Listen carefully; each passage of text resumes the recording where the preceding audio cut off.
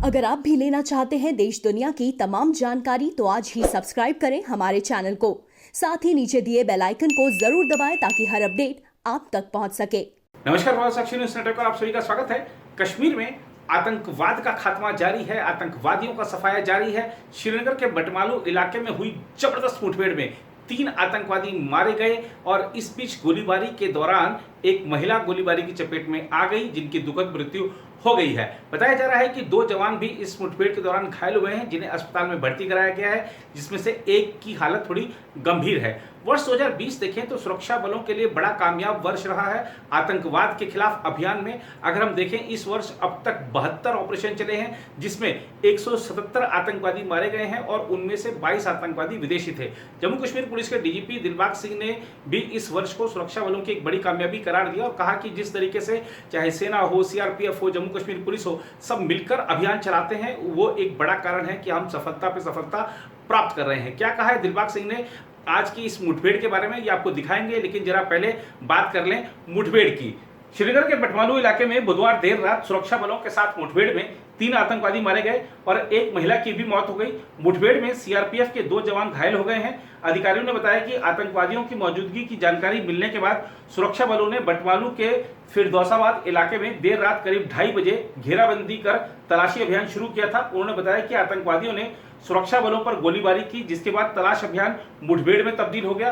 अधिकारियों ने बताया कि मुठभेड़ में कौसर रियाज नाम की एक महिला की मृत्यु हो गई, वहीं सीआरपीएफ के 2 जवान घायल हो गए। घायलों को अस्पताल में भर्ती कराया गया है। जो जहाँ का अपना जम्मू और कश्मीर के हालात हैं, इसके चलते जगह जगह पर एंगेजमेंट्स ऑपरेशनल जो हैं वो जारी हैं। आज भी ऐसा ही एक ऑपरेशन बटमालू के एरिया में श्रीनगर सिटी में हुआ, जिसमें 3 दहशतगर्द मारे गए। दुख की बात यह है कि हम लोग जब ऑपरेशन लॉन्च ही कर रहे थे सुबह, very early in the morning, कुछ 3 बजे के आसपास, उसी वक्त हमारी पार्टी फायर के नीचे आई और अनफॉर्चुनेटली उस फायर के दौरान एक हमारे डिप्टी कमांडेंट सीआरपी की तरफ से, जो सीआरपी टीम को केयूटी को लीड कर रहे थे, उनको गोलियां लगी, जख्मी हैं, बेस हॉस्पिटल में हैं। और साथ ही एक महिला कौंसर रियाज जो उस वक्त उसी स्पॉट पे थी, उसको भी एक्सचेंज ऑफ फायर के दौरान गोली लगी और अनफॉर्चुनेटली उसकी डेथ भी हो गई। हमें बड़ा दुख है इस बात का कि एक सिविलियन की जान इसमें जाया हुई। बड़े लंबे अरसे से ऑपरेशंस बड़े साफ सुथरे चल रहे थे, मगर सिटी के हालात के चलते शायद ये अनफॉर्चुनेट वाक़ा जो है औरत की डेथ का भी इसमें पेश आया। अभी तक इस साल के दौरान श्रीनगर शहर के अंदर 7 कामयाब ऑपरेशन हो चुके हैं और 7 ऑपरेशंस में 16 दहशतगर्द अभी तक यहाँ मारे गए हैं, जिसमें जुनैद सराई भी शामिल है, जो आप जानते हैं कि हिजबुल मुजाहिदीन का बड़ा कमांडर था। उसके अलावा भी काफ़ी कमांडर्स इस ऑपरेशन में मारे गए। मरने वालों में 5 लोग ऐसे हैं आतंकियों में जो श्रीनगर शहर के रहने वाले हैं और बाकी लोग 11 जो हैं वो बाकी ज़िलों के हैं। इससे आप अंदाज़ा लगा सकते हैं कि श्रीनगर शहर कितना निशाने पे रहता है बाहर के दहशतगर्दों के, जो बाहर के ज़िलों में ऑपरेट करते हैं। बार बार उनके ग्रुप बाकी ज़िलों से श्रीनगर शहर में आके पनाह लेते हैं और जहाँ पर दहशतगर्दी कार्रवाइयों को अंजाम देने की प्लान करते हैं और उसके मुताबिक जहाँ पर आकर के छुपते हैं और बहुत सारी कार्रवाइयाँ अंजाम भी देते हैं। आपको याद होगा जहाँ नौगाम में हमारे पुलिस के 2 जवान शहीद हुए, एक नाके के ऊपर 14 अगस्त को फायरिंग हुई। उससे पहले बीएसएफ के 2 जवान पांतच में उनके ऊपर अटैक हुआ और वो मारे गए। इसके अलावा पंथा चौक में हमारे नाके के ऊपर फायर हुआ, जिसमें हमारे जाबाज बहादुर जो एसओजी के हमारे बहुत पुराने मेंबर थे, उनकी डेथ हुई। मगर जवाबी कार्रवाई में 3 दहशतगर्द उसमें भी मारे गए। ये साल कुल मिलाकर के अभी तक बड़ा कामयाब साल है। अमन अमान के ख्याल से अगर देखें तो बहुत हद तक 19 के मुकाबले में 20 का साल हर पैरामीटर के ऊपर ज़्यादा बेहतर दिखाई देता है। ऑपरेशंस के हवाले से अगर देखें तो अभी तक 72 ऑपरेशंस इस साल के अंदर हम लोग कर चुके हैं, जिसमें 177 दहशतगर्द अभी तक मारे गए हैं, जिसमें 12 दहशतगर्द जम्मू के खिते में मारे गए और 165 जहां पर मारे गए। इसमें काफ़ी बड़ी तादाद फॉरेन टेररिस्ट की है जिनका ताल्लुक पाकिस्तान से है।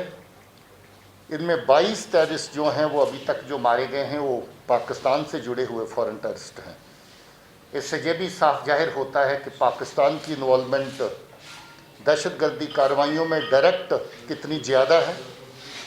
ख़ासतौर पे जैश और लश्कर के बीच में जो आतंकी काम करते हैं, दहशतगर्द काम करते हैं, उसमें काफ़ी बड़ी तादाद जो है पाकिस्तान से भेजे हुए उनके अपने दहशतगर्दों की है।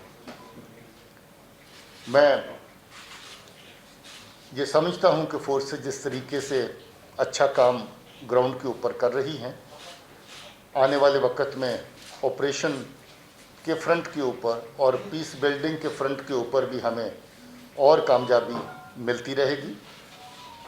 फोर्सेस की तरफ से हमारी कोशिश रहेगी कि हम कोलेटरल डैमेज जितना अवॉइड कर सकें, हर हाल में उसको अवॉइड करें।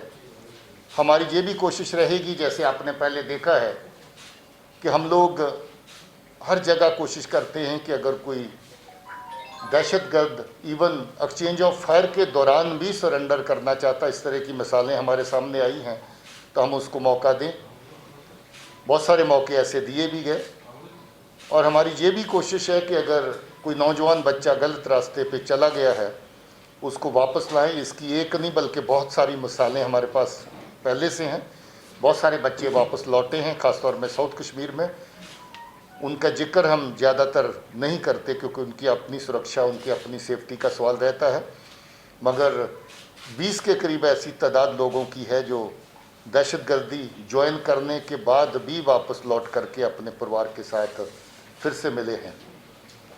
मैं फिर से अपील करना चाहता हूं नौजवान बच्चों को भी कि वो गलत रास्ता अख्तियार ना करें, क्योंकि आपका गलत रास्ता न सिर्फ आपको ख़तरे में डालता है बल्कि हमारे समाज को, हमारे माशरे को, हमारे लोगों को ख़तरे में डालता है।